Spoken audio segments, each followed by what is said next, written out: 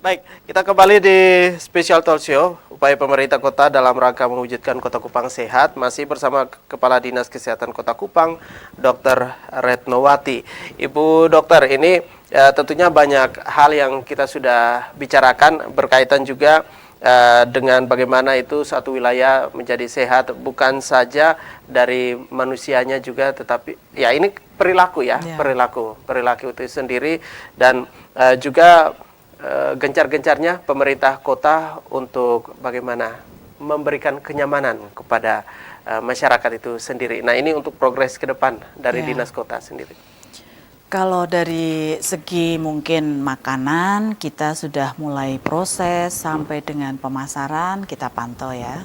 Tadi itu misalkan dari higien sanitasi itu pada warung-warung kita lakukan pemeriksaan untuk mendapatkan sertifikat layak sehatnya. Kemudian kalau untuk makanan yang kemasan kita juga melakukan pemeriksaan ya.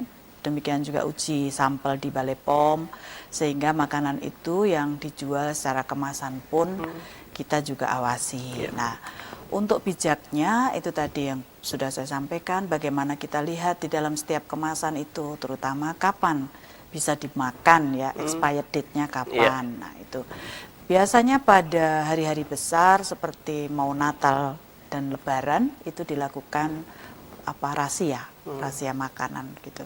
Secara tim yaitu dari kesehatan, Balai POM, Perindak, Kejaksaan, Kepolisian akan turun memantau. Kemudian demikian juga selain makanan kita juga melakukan pemantauan terhadap kosmetika, industri rumah tangga, alat rumah tangga, semuanya itu kita ada di kefarmasian holistik ya, semuanya itu kita pantau di lapangan. Kosmetik juga begitu, kalau kita lihat tidak ada izin Balai POM-nya ya perlu dipertanyakan gitu ya, hati-hatilah gitu. Kemudian lebih bijaknya kita kan ada spesialis kulit, ya kita berkonsultasi kepada spesialis kulit untuk kosmetik, jadi tidak sembarangan pakai gitu. Baik, nah berkaitan dengan itu juga kebutuhan dari masyarakat itu sendiri, Bu Dokter, untuk tenaga medis mungkin ya untuk Kota Kupang sendiri, untuk dokternya ini seperti apa, mencukupi atau seperti apa? Kalau dokter PNS memang kita kurang ya, dan kita mengangkat dokter PTT juga untuk membantu pelayanan itu 38 dokter yang kita bantukan.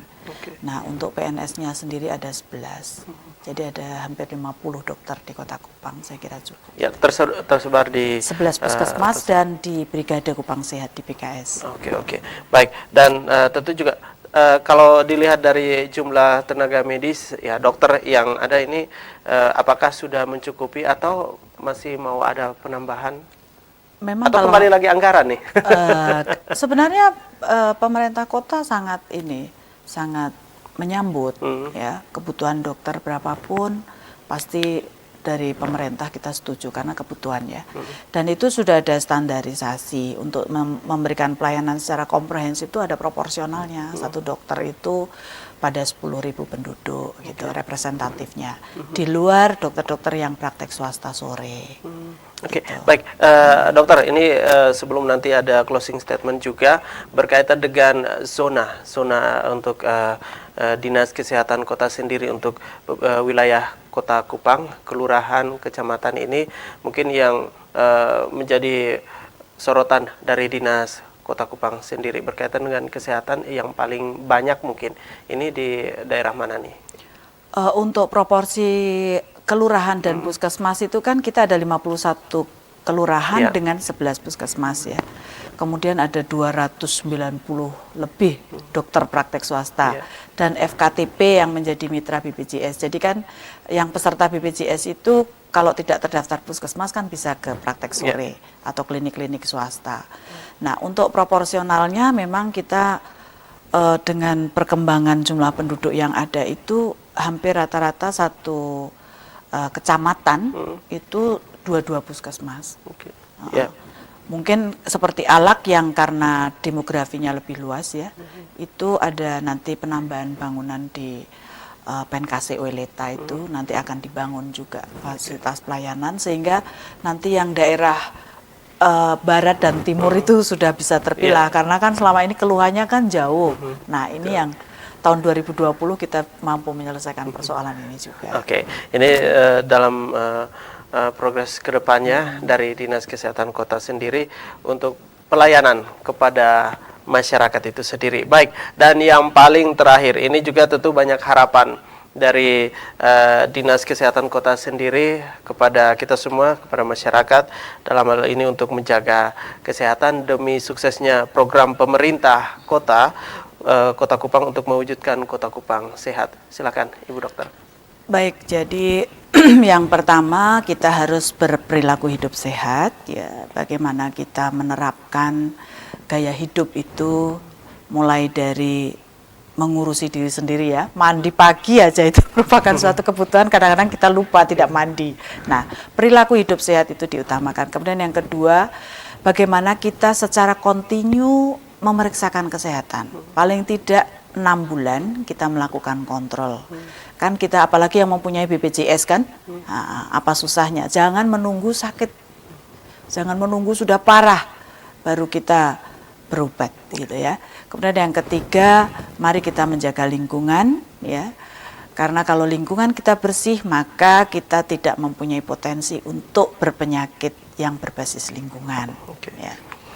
Baik, dan yang paling terakhir juga ini tentunya juga harapan kita bersama di dalam rangka untuk memasuki Hari Raya Natal, dan tentunya juga ini berkaitan erat juga dengan bagaimana juga memilih dan memilah makanan.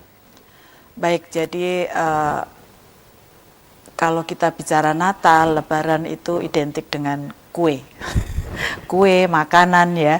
Jadi mari kita lebih bijak untuk memilih makanan-makanan yang kita sajikan. Bahkan mungkin kalau himbauan kita dari Dinas Kesehatan, kita membuat sendiri lebih sehat sebenarnya ya. Tidak berarti terus kita harus berfoya-foya, harus yang mahal, belum tentu. Yang penting sehat dan bisa kita nikmati. Kita upayakan memasak makanan-makanan juga, kita bisa memberikan makanan yang beragam dan menikmatinya secara cukup, tidak boleh berlebihan. Kadang-kadang kita identiknya akhirnya seperti karena pesta, ya toh, terus makannya jadi berlebihan. Gitu aja pesan. Oke, Ya, baik. Terima kasih Ibu Retnowati, Kepala Dinas Kesehatan Kota Kupang. Pemirsa sudah berbagi informasi untuk kita di kesempatan kali ini, dan juga untuk Anda terima kasih yang sudah memberikan pertanyaan lewat WhatsApp. Semoga ini menjadi pembelajaran untuk kita semua pemirsa untuk menjaga kesehatan dari diri kita sendiri. Sekali lagi terima kasih Ibu Dokter Retnowati, dan juga untuk Anda pemirsa yang sudah menyaksikan spesial talk show kerjasama pemerintah Kota Kupang dan didukung AFP TV Kupang. Kita jumpa lagi nanti dengan tema yang berbeda. Saya David Plaikol. Sampai jumpa.